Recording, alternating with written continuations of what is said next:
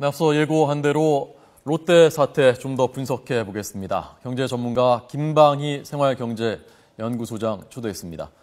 어서 오십시오. 네, 안녕하십니까.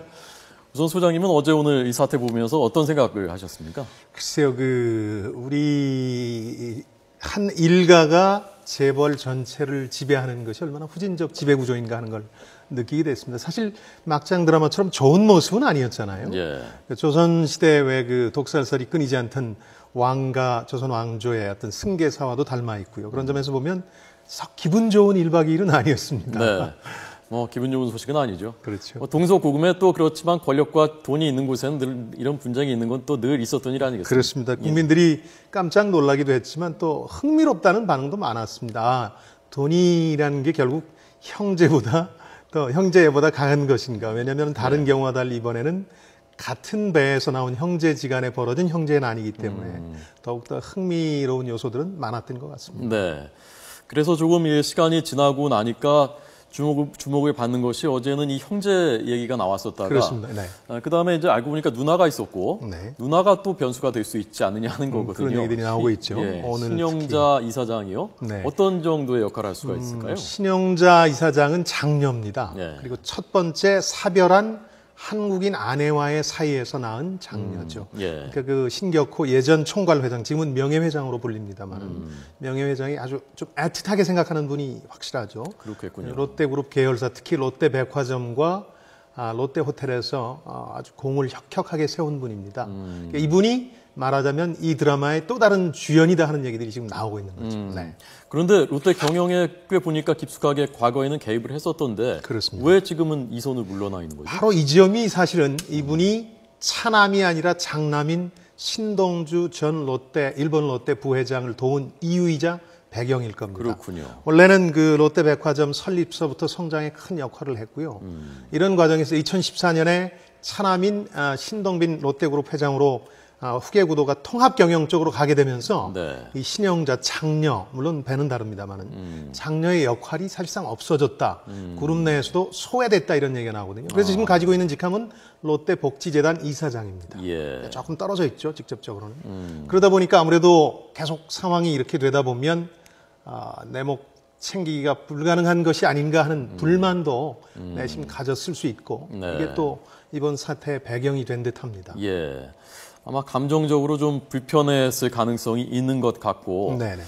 장남은 대체로 성격이 좀 내성적이고 좀 조용한데 차남은 굉장히 적극적이고 경영 스타일도 그렇고 그렇습니다. 네. 그래서 어쨌건 경영 성과를 더 냈고 아버지한테도 신임을 받게 된 것 같고 네. 근데 그 과정에서 이제 그 장녀하고 장남이 좀 밀려나는 그런 그 모양새가 됐고 그분들 입장에서 이렇게 생각했을 수 있습니다. 예. 장남의 입장에서는 4년 전부터 거의 한국에 체류를 했거든요. 신격호 예. 명예회장이. 아하.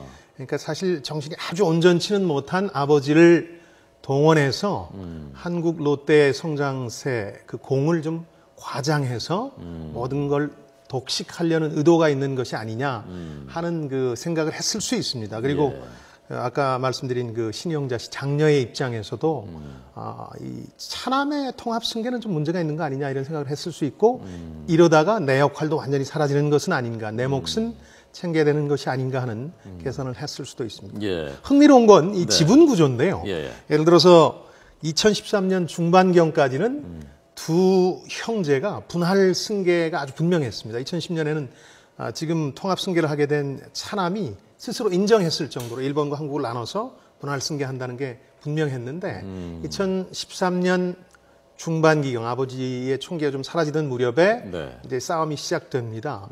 근데 그 후에 그 싸움이 시작되기 전에 지분 구조를 보면 사실 거의 모든 계열사에서 엇비슷합니다, 형제가.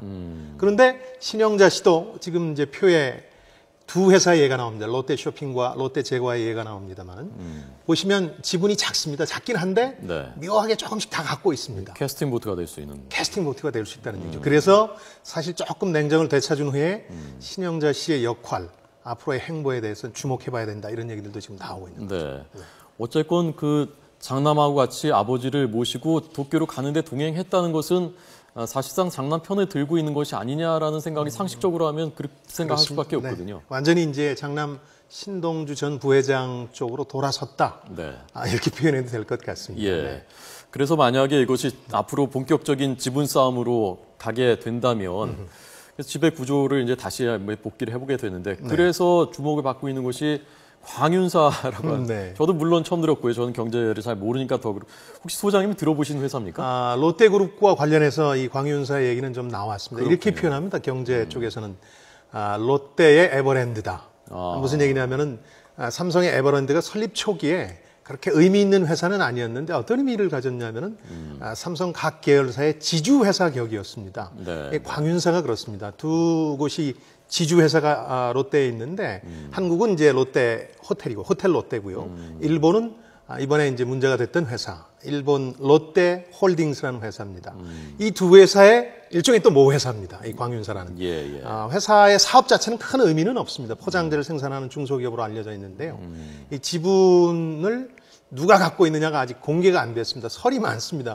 저도 확인은 안 됩니다. 왜냐하면 비상장 회사이기 때문에 공개할 의무가 없는 것이죠. 그렇군요. 일각에서는 절반 이상을 신격호 명예회장이 가지고 있다.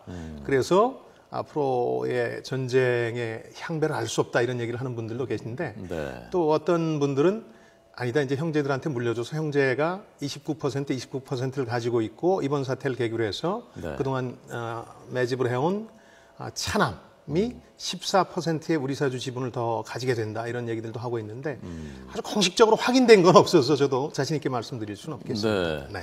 어떤 언론들 보도를 보니까 이미 어쨌건 실적을 차남 신동민 회장이 워낙 많이 냈기 때문에 광윤사도 그렇고 일본 롯데홀딩스에서도 그렇고 경영진들이 사실상 신동민 회장이 생겨야 되는 게 맞다라고 그런 여론 분위기들이 많다고 하던데 그것은 어느 정도 사실에 부합하는 건가요? 이제 우리나라 재벌 그룹의 속성상 그럴 가능성이 상당히 높다고 봅니다. 왜냐하면은 천상천하 유아독존의 자리 아닙니까? 재벌 총수라는 자리가. 그래서 승계 과정이 시작되면 이제 롯데의 경우는 2013년 중반경부터 본격적인 경쟁과 승계 과정이 이제 본격화됐다고 볼 수 있는데 표현이 이상하지만 줄을 섭니다 임직원들이 그렇죠? 그렇겠죠. 그래서 이번 이제 일종의 반상의 쿠데타라는 표현을 쓰는데요. 반상회요? 반상회. 반상. 쿠데타 on the board라 그래서 예. 이사회에서 벌어진 쿠데타다 그런 뜻입니다.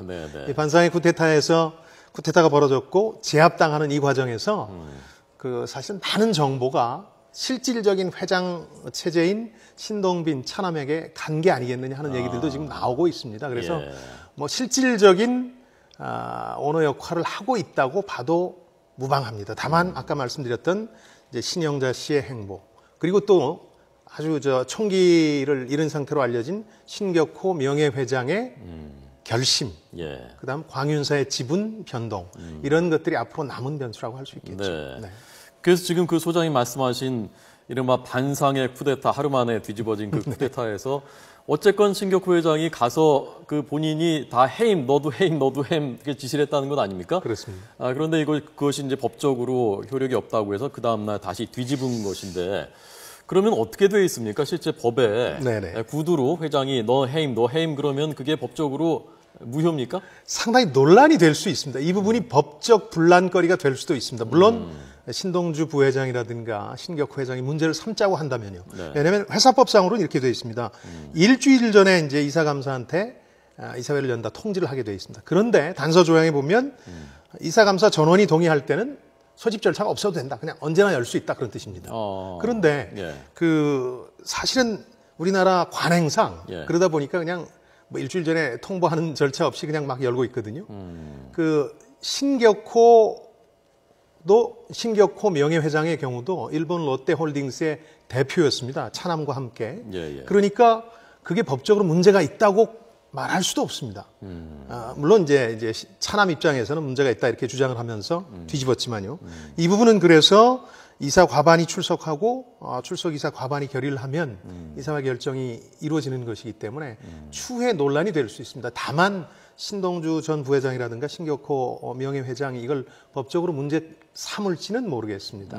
논란의 여지는 남아 있습니다. 그러니까 신동주 전 부회장 입장에서는 법정으로 갈 가능성도 배제할 수는 없는 거죠. 배제할 수는 없습니다. 이게 애매합니다. 관행으로 치면 대표이사, 그러니까 실질적인 대표가 그냥 열자 그러면 열고 결의를 하는 경우가 사실 많습니다. 뭐 어떤 소집 절차라는 걸 따지지 않고요. 네. 그렇다면은 그 해임을 사실상 통보한 그 자리가 법적으로 무효다.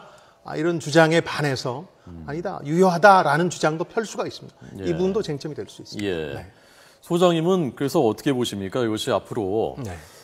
조금씩 좀 분할해주고 어느 정도 지분을 인정해주고 그렇게 모양새를 갖춰서 그런 방향으로 갈 것이냐, 아니면 완전히 신동빈 회장이 다 전체를 다 독주해서 다 이렇게 장악하는 그런 결말로 갈 가능성이 높다고 보시죠? 어느 쪽 가능성이 더 높다고 그 전에 먼저 좀 지적해야 될 게요. 예. 꼭 롯데그룹만의 문제가 아니라 지금 우리 재벌가에서 벌어지고 있는 승계의 딜레마라는 게 있는 것 같습니다. 이걸 좀 짚고 넘어가야 될 것 같아요. 무슨 얘기냐면은 네. 재벌 총수 오너라는 사람들은 가능하면은 자식들한테 승계하는 걸 늦추고 싶어 합니다.